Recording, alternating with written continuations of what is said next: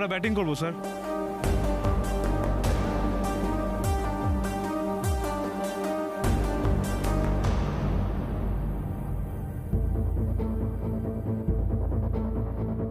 মার খাওয়ার জন্য তৈরি থেকো বকুল রায়।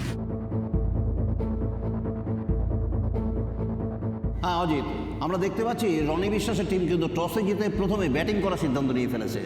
আর উল্টো দিকে প্রথমেই হার দিয়ে শুরু করলো বকুল রায়ের টিম। এক্স্যাক্টলি।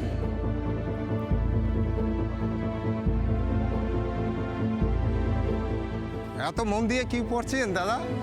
খবরটা দেখনি? এই অনাথ আশ্রমের জমি বাঁচাতে ব্যাট হাতে যুদ্ধ ঘোষণা কনস্টেবল বকুল রায়ের। কই দেখি দেখি। এই দেখো। হ্যাঁ পড়েছি বই কি। এখনকার কাগজগুলোতে তো খুন রাজধানী ছাড়া কোনো খবরই বেরোয় না। অনেকদিন পর আজকে একটা ভালো খবর বেরালো। যা বলেছ, এখনকার দিনেও মানুষের মধ্যে মানবিকতা বেঁচে আছে। আজকালকার দিনে অন্যদের দিকে তাকাবার সময় কোথায়? কনস্টেবল বকুল রায়ের সাহস আছে বলতে হবে, তা না হলে ওই প্রমোটার তাপস বিশ্বাসের বিরুদ্ধে রুখে দাঁড়াতে পারে। ওরা কিন্তু সৎ উদ্দেশ্যে মাঠে নেমেছেন। আমাদের সবার উচিত ওদের পাশে থাকা। খেলাটা তো সামনের মাঠেই হচ্ছে, চলো না যাই। চলো চলো সবাই মিলে আমরা যাই, চলো চলো চলো।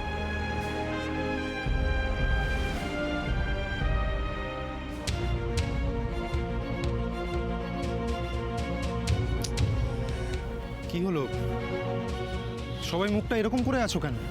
হ্যাঁ, আরে ভেঙে পড়ার মতো তো এখনো কিছু হয়নি। টসে জেতাটা খুব ইম্পর্টেন্ট ছিল গো।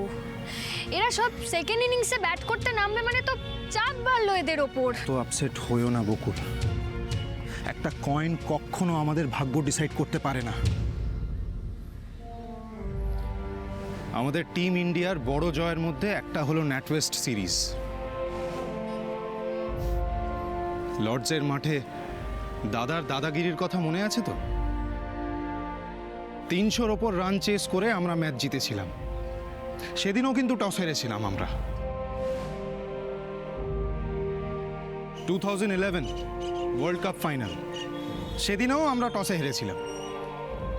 কিন্তু তাও দাঁতে দাঁত চেপে আমরা ম্যাচটা প্রতিপক্ষের হাত থেকে ছিনিয়ে নিয়ে এসেছিলাম। আজকেও আমরা তাই করব। ওরা আমাদের কাছ থেকে যা যা ছিনিয়ে নিতে চাইছে আমরা সবটা ছিনিয়ে নেব। Yes mister Roy, you are right. Bakul যদি টসে জিততো তাহলে হয়তো আমাদের চাপটা একটু কমতো, কিন্তু তা হয়নি। যেটা আমাদের হাতে নেই সেটা নিয়ে ভেবে লাভ নেই। যেটা আমাদের হাতে আছে তাতে আমাদের 100% দিতে হবে। রাইট বকুল? Right sir.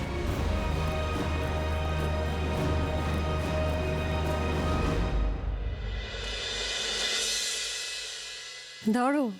হ্যাঁ দে। বাবা, এত হাসি যে মুখে।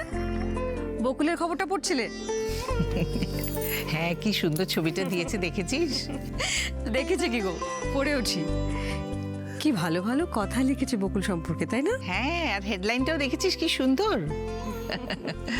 সত্যি তো, মেয়েটা তো একটা যুদ্ধজয়ী নেমেছে বল।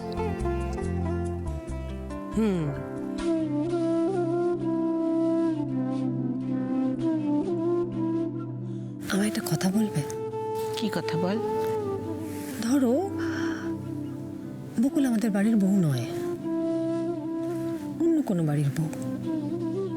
আমরা ওকে চিনি না, জানি না, ওর সঙ্গে আমাদের কখনো কোনো সম্পর্ক তৈরি হয়নি। কিংবা যদি থেকেও থাকে, আমাদের পরিবারের কারোর সঙ্গে কোনো মান অভিমানের সম্পর্ক নেই। তাহলেও কি তুমি শুধুমাত্র একজন মেয়ে হিসেবে বকুলের জন্য গর্ববোধ করতে না? নিশ্চয়ই হতো রাগিনী। ও যা করছে কজন পারে বলতো? আমি কি পারতাম অন্যের কথা ভেবে এতটা করতে? পারতাম না বোধহয়। আমরা তো ভাগ্যবান রাগিনী যে বকুল আমাদের বাড়ির বউ।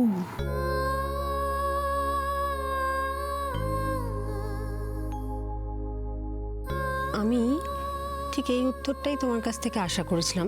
এই ধরনের কথাই তো তোমার কাছ থেকে আমরা এক্সপেক্ট করি।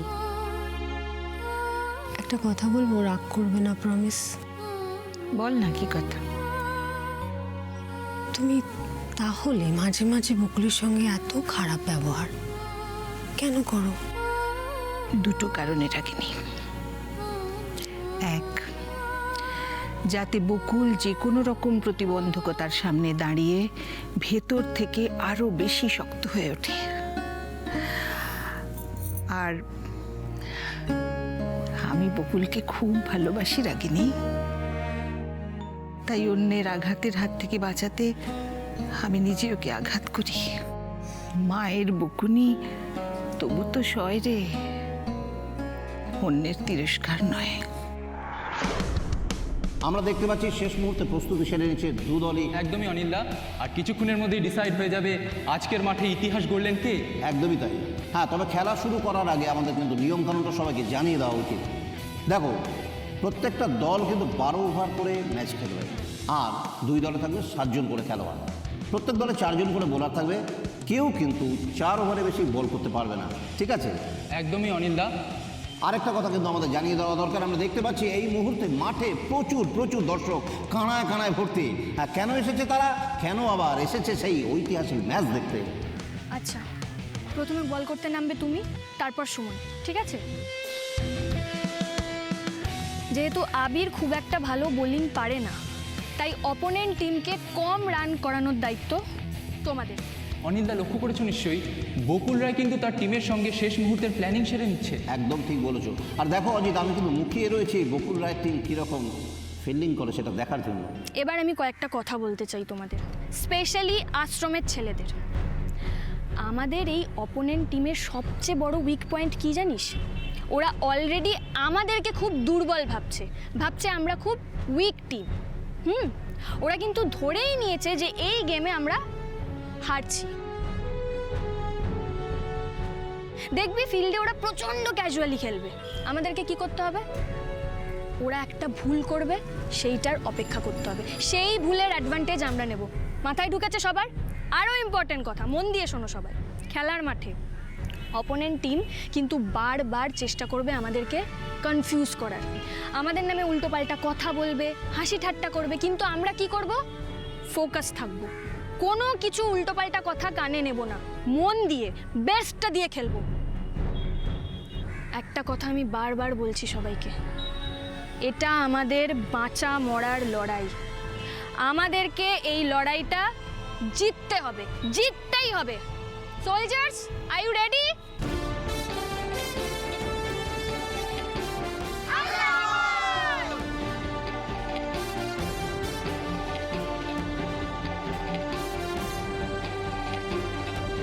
রনি বিশ্বাসের টিম থেকে ওপেন করতে আসছে রঞ্জিত এবং সন্দীপ।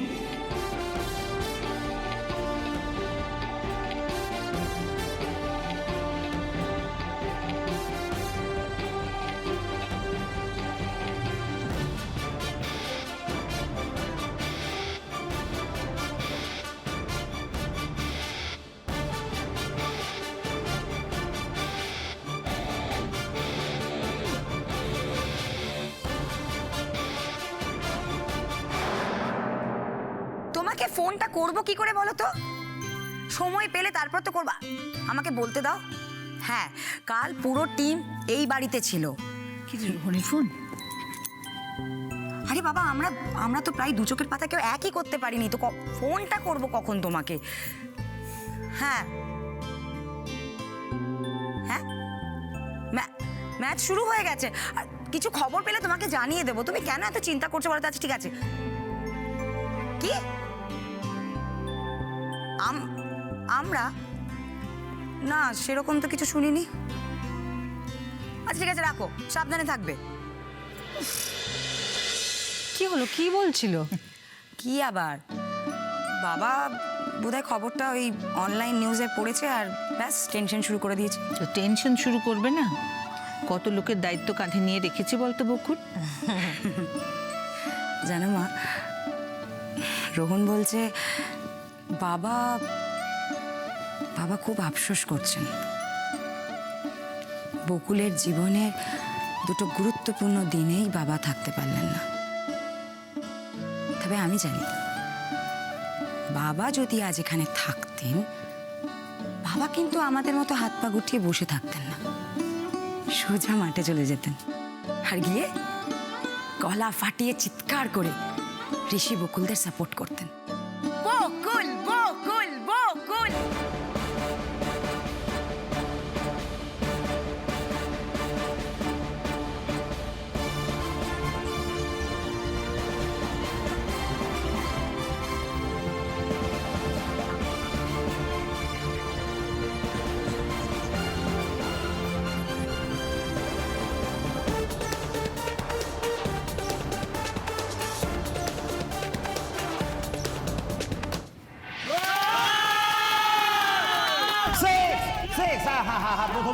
প্রথম বলে খাতা খুলে দিয়েছে রনি বিশ্বাসের টিমের রঞ্জিত।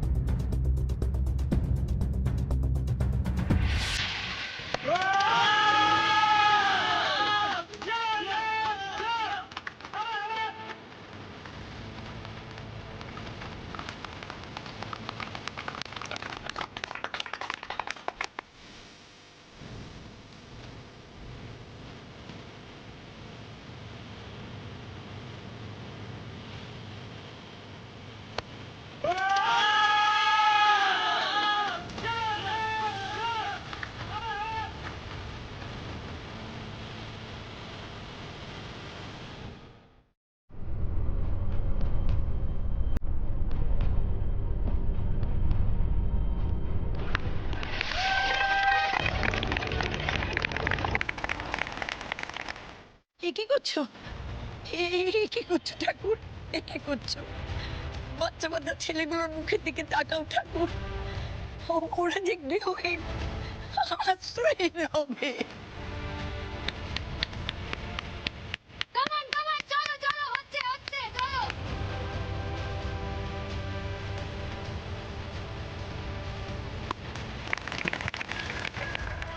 অজিত, একটা জিনিস দেখতে পেয়েছো যে রনি বিশ্বাসের টিমের ওই সন্দীপ আর রঞ্জিত পর বলের পর বল বাউন্ডারি ওভার বাউন্ডারি মেরে মাথাতে ঝড় তুলে দিয়েছে। একদমই অনিন্দা। আর এদের খেলা দেখে না আমার ধোনি এবং আমাদের সকলের প্রিয় দাদার কথা মনে পড়ে যাচ্ছে। তুমি একেবারে আমার মনের কথা বলে ফেলেছো।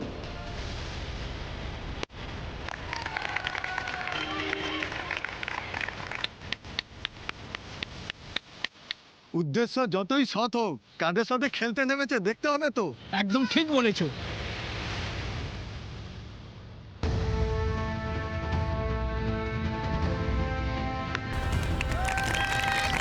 অজিত, দেখতে পাচ্ছ খেলা যত এগিয়ে যাচ্ছে স্কোর বোর্ডে কিন্তু আমরা যা রান দেখতে পাচ্ছি বকুল রায়ের টিমের জয় কিন্তু ততই অনিশ্চিত হয়ে পড়ছে।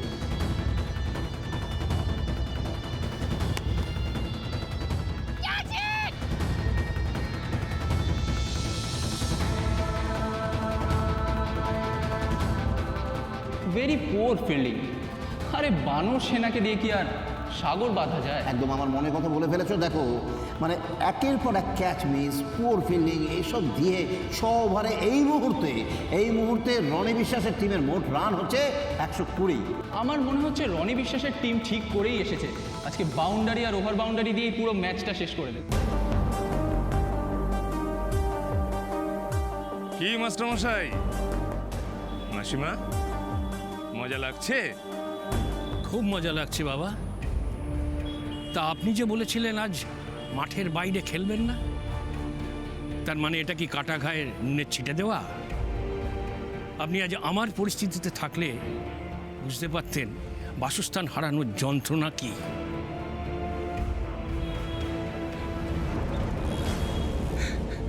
আসলে মাস্টারমশাই আপনাদের টিম সিলেকশনই ভুল হয়েছে, বুঝলেন? দেখুন, এই ধরনের একটা ম্যাচে এই পুলিশ, দারোগা, কনস্টেবল এদের নামই আপনারা কি করলেন বলুন তো? আপনারা বরং সচিন কিংবা সৌরভ বা ওই স্তরের কোনো প্লেয়ারকে হায়ার করে আনতে পারতেন, দেখতেন খেলাটা জমে যেত। তা না করে দেখুন তো কি ধরনের একটা এক পেশে জোলো খেলা হচ্ছে। হ্যাঁ,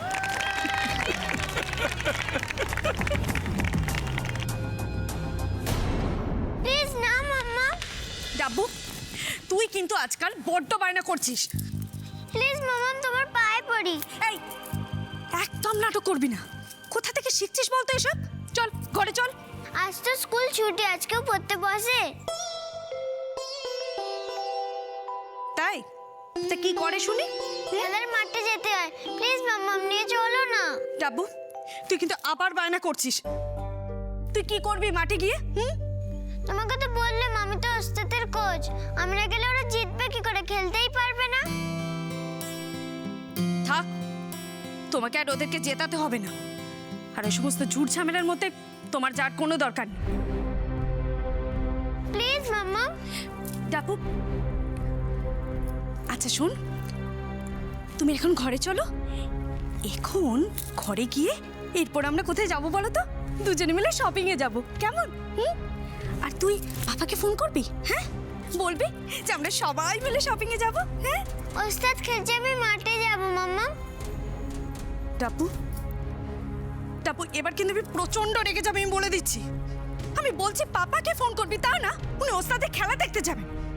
আর একবার বায়না কর, এবার কিন্তু কষে আমি একটা চড় মারবে। রোশনি, কি ধরনের শাসন এটা? আর এরকম জবরদস্তি করে ছেলে মানুষ করে যায় নাকি? অদ্ভুত। দাদা ভাই চলো আমরা যাই। কোথায়? মাঠে। তুমি না কোচ? আই লাভ ইউ দিম্মা। ও বাবা, বাহ মা, বকুল আবার ওর ওই ঢঙের সমাজ সেবা করে তোমার মনটা গলিয়ে দিল তো। Very good. শুন রোশনি, বকুল যেটা করেছে সেটা ঢং নয়, সেটা পুণ্যের কাজ। বকুলের মুখ চেয়ে না হোক, ওই মানুষগুলোর কথা ভেবে, খেলায় হারলে যাদের মাথার উপর ছাদটা চলে যাবে তাদের কথা ভেবে অন্তত আমাদের যাওয়া উচিত। আর এই ভালো কাজ করলে ঈশ্বরও আমাদের সঙ্গে থাকবেন। অদিতি রাগিনী চল। দাদা ভাই চলো চলো আমরা যাই, চল আয়।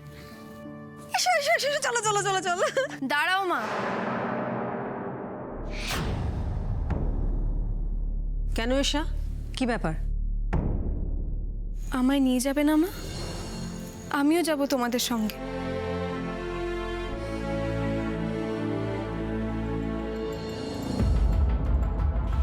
এবার কি করব আমরা? একটাকেও তো আউট করতে পারছি না। ক্রিজ একদম জাঁকিয়ে বসে আছে। আপনারও তো 3 ওভার শেষ। লাস্ট ওভার যদি করে ফেলেন, শেষের দিকে তো অবশ্য আমাদের কিছু করার থাকবে না। আর শেষে কিছু করার নেই স্যার, আমাদেরকে যা করার এখনই করতে হবে। এই জুটিটাকে না যে করেই হোক ভাঙতে হবে, নাহলে ম্যাচ আমাদের হাতের বাইরে চলে যাবে একদম। তুমি বল করো, যাও। আমি? হ্যাঁ ঠিক আছে। আরও একটা ভুল সিদ্ধান্ত বকুল রায়। তুলনামূলকভাবে ভালো বোলারের শেষ ওভারটা বাঁচিয়ে না রেখে তাকেই দিলেন বল করতে। দেখো অজয়, এটা একটা কথা বলতে তোমাকে এই মুহূর্তে আমি বাধ্য হচ্ছি। মেয়েদের দিয়ে যাই হোক না, ক্যাপ্টেনশিপটা ঠিক চলে না, বুঝেছো?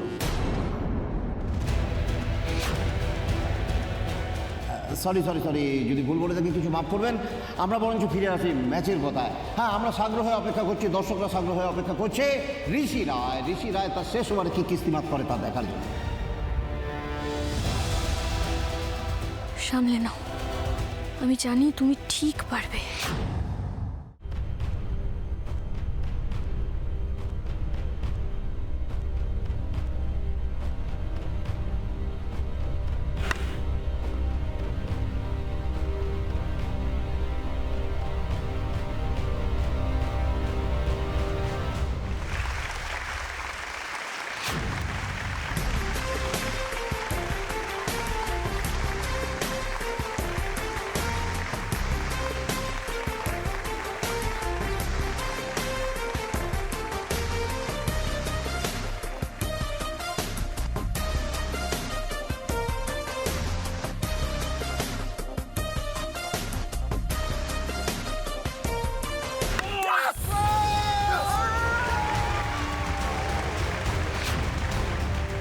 আশ্চর্য আশ্চর্য অজিত, দেখো যে দল কিছুক্ষণ আগেই ওই রনি বিশ্বাসের ব্যাটিংয়ের সামনে হাল ছেড়ে দিয়েছিল তারাই খেলার মানে মোড় ঘুরিয়ে দিচ্ছে ভাবা যায় না সত্যি। উইকেট দিস না, ঠিক আছে? চল চল, হ্যাট্রিক যেন হয়।